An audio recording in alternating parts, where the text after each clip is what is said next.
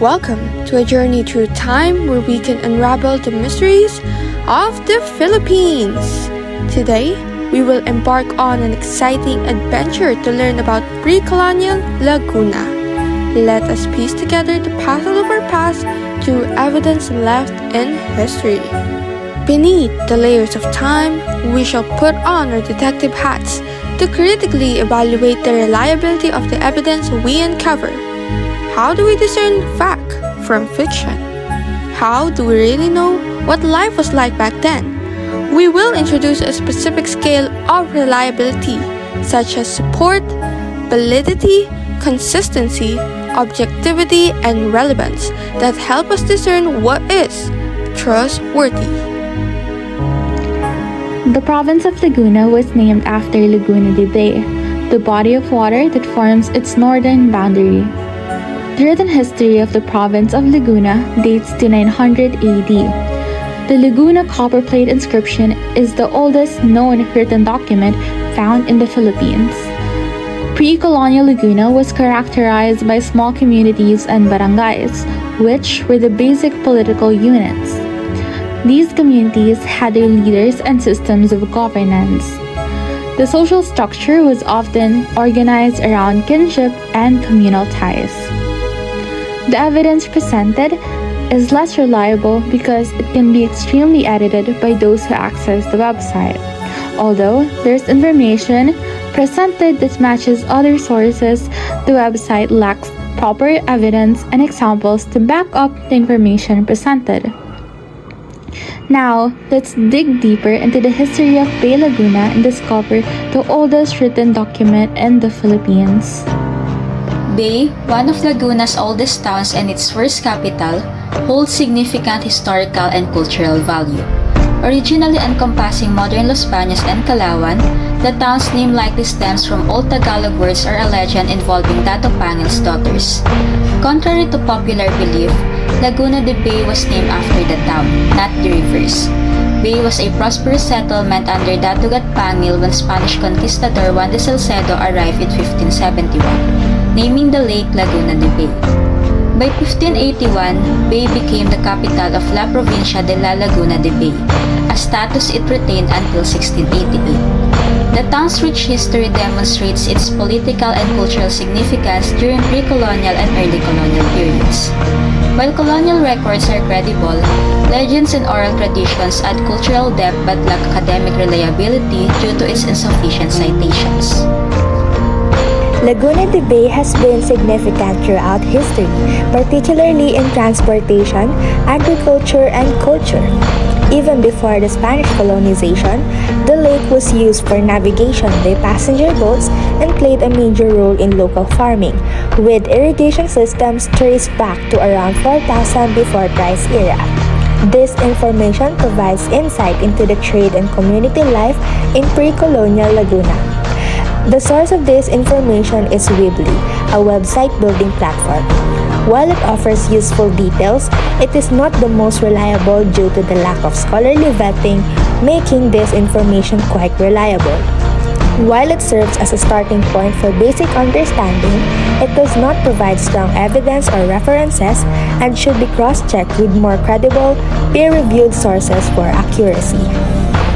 Laguna de Bay has a rich history even before the arrival of the Spanish conquistador, ranging from Paleolithic to historical period. As evidence shows, Laguna de Bay has sustaining many flora and fauna, but it plays a crucial part of sustaining many communities due to the fact that the land around it is arable for agriculture and rich river valley that is suited for habitation. Also, it is the largest lake in the Philippines in which many communities have been relying on the lake for fishing for centuries. The evidence is a reliable literary writing because it's a well-cited and fully detailed research of the archaeological findings, making it a reliable source of information of the pre-colonial Laguna. Laguna de Bay served as a central hub of early Philippine civilization from pre-colonial times to the early 18th century, distinguished by its rich material culture and established social and political structures. Archaeological excavations in the area have unearthed artifacts that illuminate activities and beliefs of its former inhabitants. Notably, an early 10th century cemetery discovered in Pila Laguna contained 150 graves with Asian ceramics and suggested evidence of cremation practices. These findings underscore Laguna de Bay's significance as a key location for early communities, highlighting its livability, accessibility, and importance in shaping the ancient history of the Philippines. The academic paper explores the significance of Laguna de Bay and is considered reliable. It's backed up by credible sources. It mainly focused on archaeological discoveries as it was written by an archaeology student from UP Diliman. The evidence is also accurate to the present, and it also presents examples that can be seen today, like the grave sites associated with ceramics found in Laguna de Bay, Pila, Lumban, and etc. Now, let's focus on the Laguna copperplate inscription, the first written document in the Philippines. The Laguna copperplate inscription is the first written Philippine history beginning around 900 CE, which is a record of forgiveness of the dead. By this time, the people had begun to organize themselves into socio-political units called barangays. These are akin to a city-state and could range from having 30 to 500 people. Some of these came together in confederacies ruled by a chosen one among the allied polities. They called their paramount leader Datus Raja or Sultan. Society within these barangays was organized by class, with the highest being the Maginoo and the lowest the Alipin, all with subcategories to specify a person's status. The information is questionable since the video lacks citations to support its claims. While it is accurate on historical and current themes, it lacks credibility because it was made by someone from Romania rather than a local sources familiar with the situation. Let's find out what the Laguna copperplate inscription means. It describes the style of life and conditions of the Philippines' pre-colonial area kingdoms, especially the Tagalog nation, also known as Tondo. One famous leader described is Gat Pagil, who is said to have ruled over Bay Pagil and Pakil.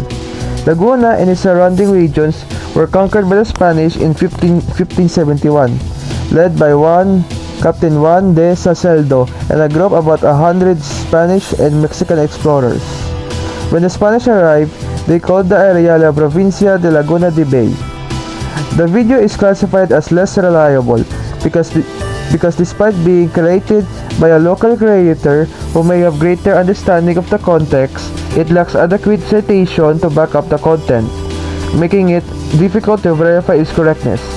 Furthermore, it lacks a list of sources at the end of the video, which undermines trustworthiness. The Laguna copperplate inscription refers to historical place names like Paila and Puliran, with Puliran identified as the old name for Laguna de Bay. It also connects the lake's origin to geological theories, suggesting it was once part of Manila Bay, supported by the discovery of marine shell species in both areas. This offers valuable insights into the region's early territorial names and the environmental factors that shape life around the lake, influencing trade, agriculture, and community organization long before Spanish colonization. The evidence comes from Lake Watch, published by the Laguna Lake Development Authority, making it reliable for local matters, particularly regarding Laguna de Bay. While it is not as detailed or thoroughly checked as academic journals, it remained quite reliable for academic purposes due to proper citations.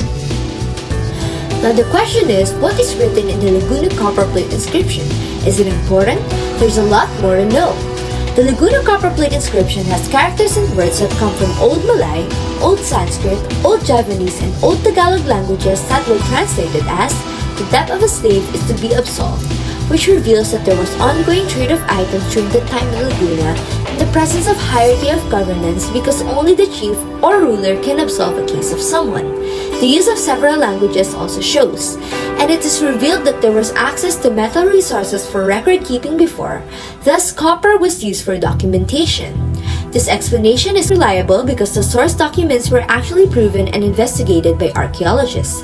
Also, the article used were supported by strong paper citations that were related to the topic.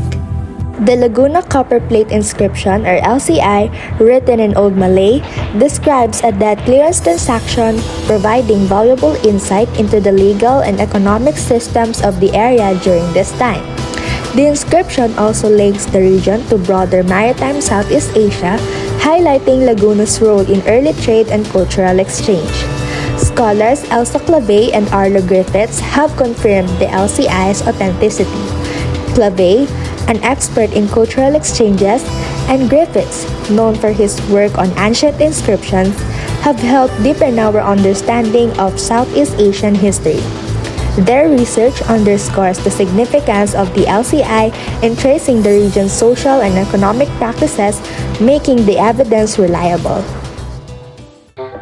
As we wrap up our exploration of pre-colonial Laguna, we hope that you've gained a deeper appreciation for the archaeological and historical evidence that shape our understanding of Laguna.